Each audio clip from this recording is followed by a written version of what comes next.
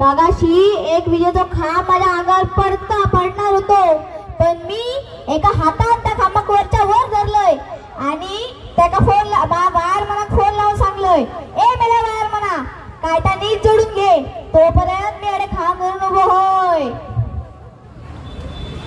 मंडळींनो, तुमका खोटा वाटता? अहो त्या खांबाचा तर विषय सोडा. मगाशी मी सातेरीच्या जंगलातून येत होतोय. पाऊस असो पडा होतो की आकाशातले ढग चक्क माझ्या डोक्यात घासूक लागले होते. मी 2-3 ढग असे बाजूक केले आणि रस्तो काढलाय. तितक्यात समोर काय बघतलास? 22 फुटी लांब अजगर. आणि गंमत म्हणजे त्या अजगराक 1 नाही 2 नाही 3 नाही चक्क 5 तोंड होती. म्हणणार ना तुम्ही हसताच काय? त्या 5 तोंडांपैकी एक तोंड गाणे म्हणूक लागला होता. कोणता माहिती आहे? कोकडची माणसं साधी भोळी. दुसरा टॉन तर माझ्या तंबाखू मागित होता.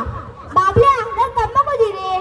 आणि तिसरा टॉन तर माझ्यावर सरळ बघून विचारलाय, बाबल्या कुडाची बस गेली काय रे?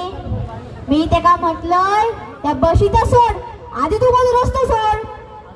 अजगराक राग इलो. तो माझ्यावर त्याची फणा काढून माझ्या अंगात धाव इलो. पण मी पण बाबलोच. मी त्या अजगराची शेपटी धरलोय आणि दोरी उडी खेळल्यासारखं गोल गोल गळा फिरवलंय. इतक्या जोरात फिरवलंय की त्या अजगराची 5 तोंड एकामेकांना आपटली.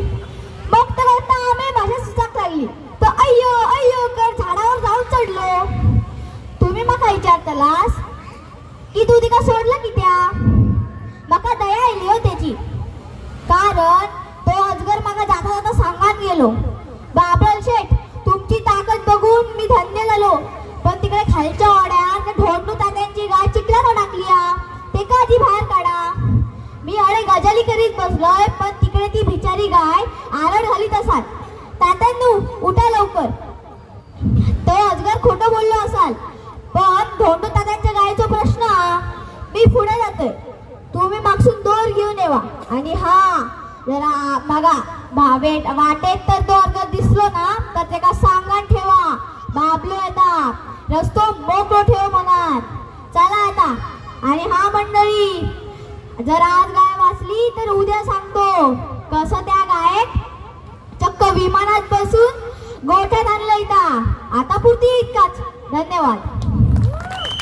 हॅलो, खूपच